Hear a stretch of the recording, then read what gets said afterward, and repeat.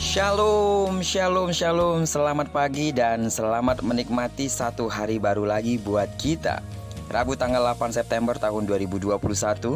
Terpujilah Tuhan kita yang hidup. Dalam anugerahnya Dia telah memberkati tidur malam kita dan membangunkan kita di hari yang luar biasa ini. Amin. Sebelum kita lebih jauh melakukan semua kegiatan hari ini, marilah kita sama-sama merenungkan firman Tuhan yang akan menjadi pedoman dalam menjalani hari ini, yang tetap kita ambil dari pembacaan Alkitab 31 hari bersama kitab 1 Samuel.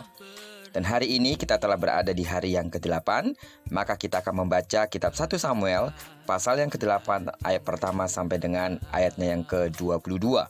Doa saya, pembacaan Alkitab satu hari satu pasal ini akan membuat saudara semakin dewasa, bertumbuh di dalam Tuhan, dan semakin mengenal Tuhan dengan benar. Amin.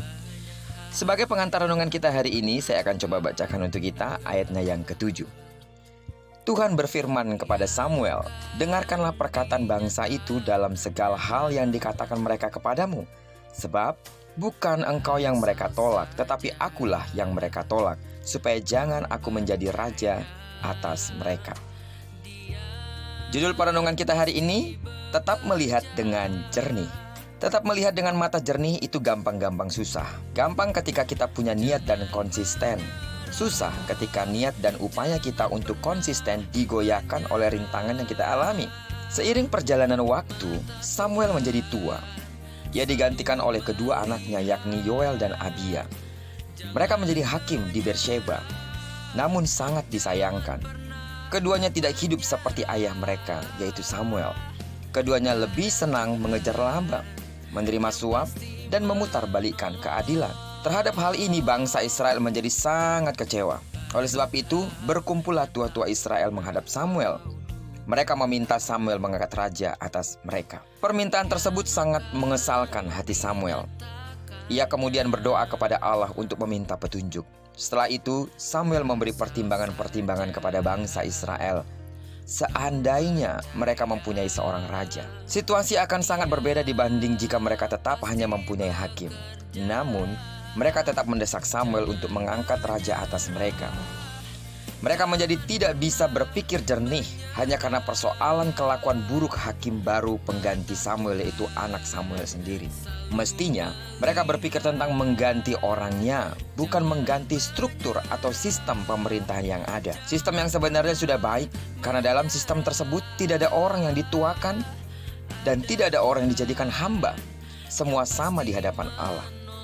Kedudukan hakim hanyalah wakil Allah untuk membimbing umat hidup dalam jalannya. Sidang jemaat Tuhan yang saya kasih di dalam nama Tuhan Yesus, lewat pembacaan dalam pasal hari ini, kita belajar bahwa marilah kita berhati-hati terhadap persoalan yang sedang kita hadapi. Kalut dan kusutnya persoalan dapat mengaburkan jernihnya kebenaran. Jangan sampai persoalan tersebut membuat kita gelap mata dan tidak bisa melihat segala sesuatu secara jernih. Karena itu dibutuhkan ketenangan hati. Tetaplah tenang, lihatlah segala sesuatu secara jernih, dan jadilah bijaksana. Lebih daripada itu, sebagai orang yang percaya kepada Kristus dan telah menerima kasih karunia Roh Kudus, Roh Kuduslah yang akan memampukan kita, menuntun kita, membimbing kita untuk mengambil setiap keputusan dari apa yang akan kita lakukan. Jika itu berkenaan dengan keluarga kita, ekonomi pekerjaan kita, jika itu berkenaan dengan sesama kita manusia, tetangga kita, rekan sekerja kita, bawahan kita, pasti ada banyak pilihan yang terpampang jelas di hadapan kita. Lalu bagaimana kita agar dapat memilihnya dengan benar? Mintalah pimpinan Roh Kudus, karena Roh Kudus akan memampukan kita untuk memilih hal yang paling tepat yang harus kita kerjakan. Dan ketika kita telah memilih, bukan berarti semuanya menjadi mulus dan mudah, tapi karena tuntunan Roh Kudus untuk kita memilih apa yang akan kita pilih, maka Roh Kudus sendiri akan memampukan kita untuk menghadapi resiko-resiko atas setiap pilihan yang telah kita lakukan. Jangan pernah khawatir memutuskan sesuatu hal, tapi percayalah kalau memang itu adalah keputusan daripada Tuhan, Tuhan akan memimpin saudara untuk melakukan, menjalankan apa yang menjadi keputusan saudara.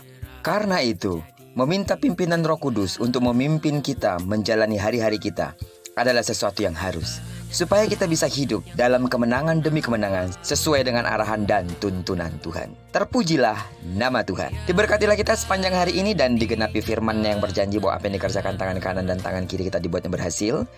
Kemanapun kaki kanan, kaki kiri kita melangkah sepanjang hari ini, di sana kemuliaan Tuhan akan dinyatakan. Amin. Diberkatilah kita bersama dengan orang-orang yang kita kasihi, serta bersama dengan orang-orang yang kita cintai dimanapun mereka berada.